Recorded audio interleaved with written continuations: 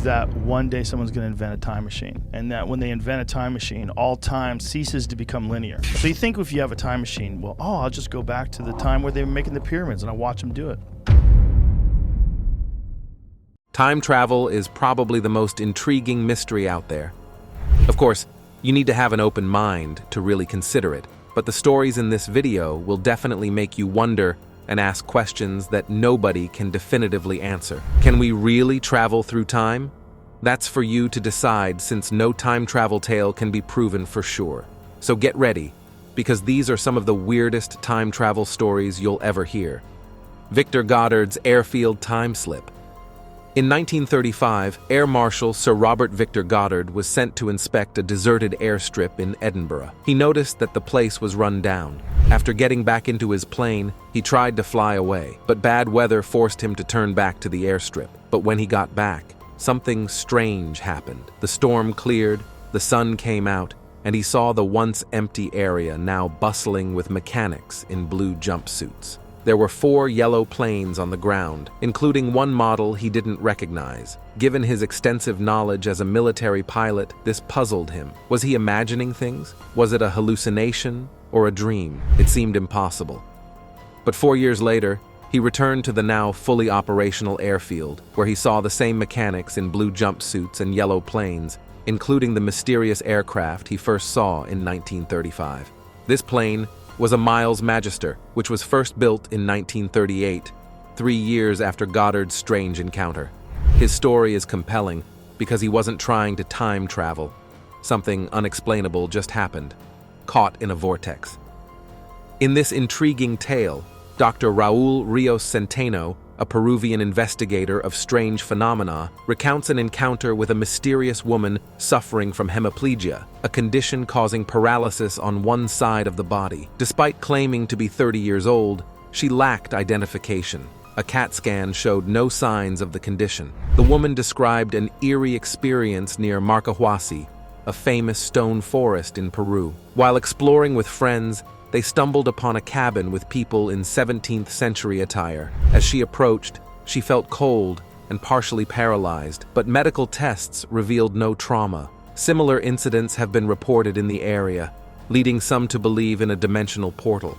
Dr. Raul's follow-up EEG scan revealed unusual brain activity, suggesting the gateway's energy might affect nerve impulses. To this day, no scientific explanation has been found for these mysterious occurrences. The man from Taured. In 1954, a man going through customs at Haneda Airport in Tokyo, Japan, ran into trouble with the authorities. It wasn't because he failed to declare something, but because he claimed to be from a country that didn't exist. He had a passport and stamps from a place called Taured, which he said was located between Spain and France. When customs officials showed him a map and asked if he meant Andorra, he got angry. He insisted that Taured had been around for at least 1,000 years, and he had never heard of Andorra. The authorities put him up in a hotel for the night while they looked into his story. Even with armed guards outside his room, the man vanished by morning. His passport, kept in the airport security office, also disappeared. The mystery of the man from Taured was never solved. The Moberly Jourdain incident.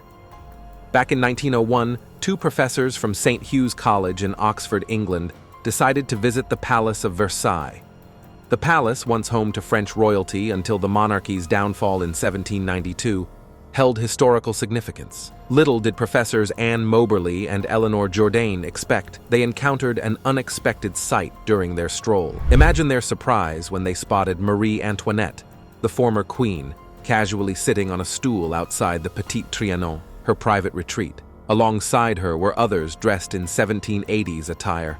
Astonished, the professors observed, but when approached by a tour guide, the surreal scene vanished. They documented their experience in a book titled An Adventure, which gained attention for its seemingly genuine account. Given the credibility of the professors, the incident remains a captivating mystery. Did they truly witness a glimpse of the past? It's a perplexing tale, one of the most renowned and meticulously documented instances of alleged time travel. Andrew Basiago, the chrononaut.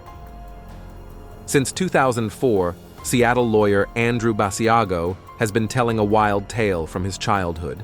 claiming he was part of something called DARPA Project Pegasus.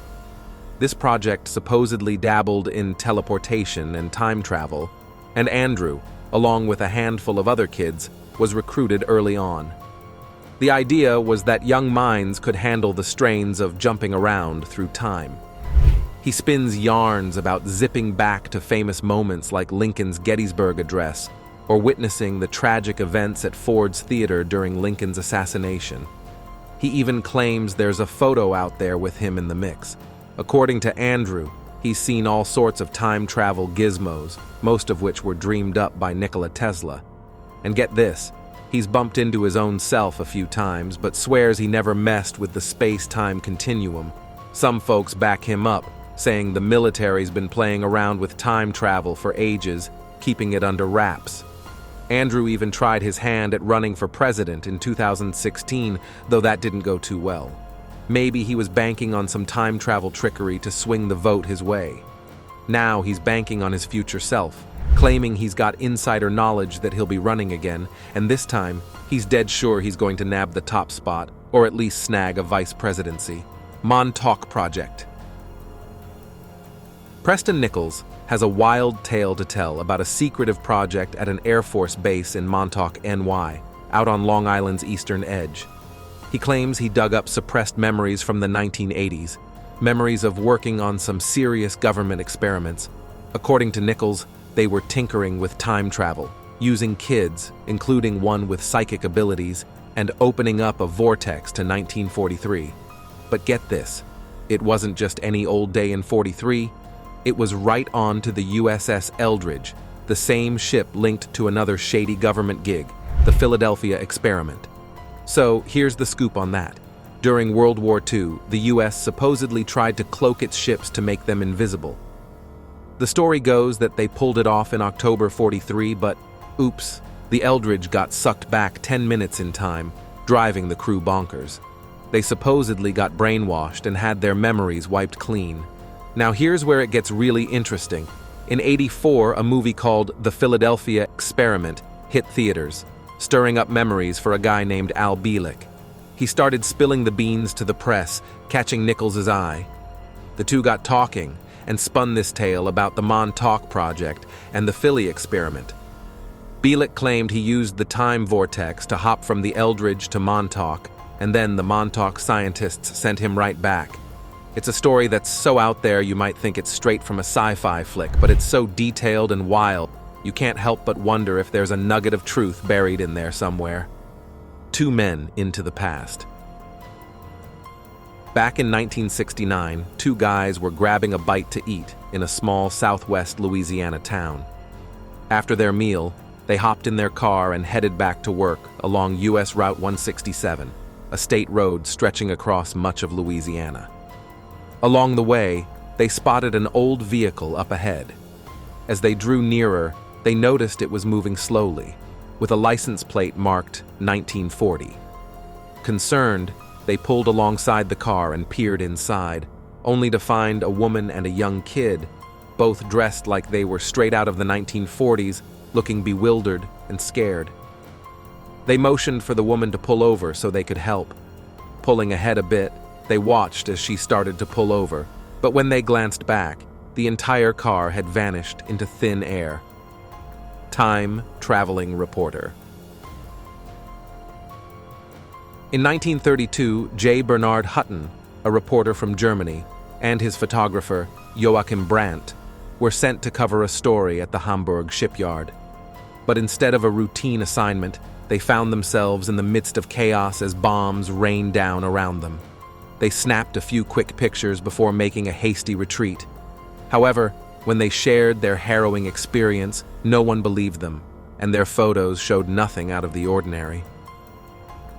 Fast forward 11 years to 1943, and Hutton was left stunned when he came across a report in an English newspaper detailing an Allied bombing raid on Hamburg, complete with images of familiar countryside.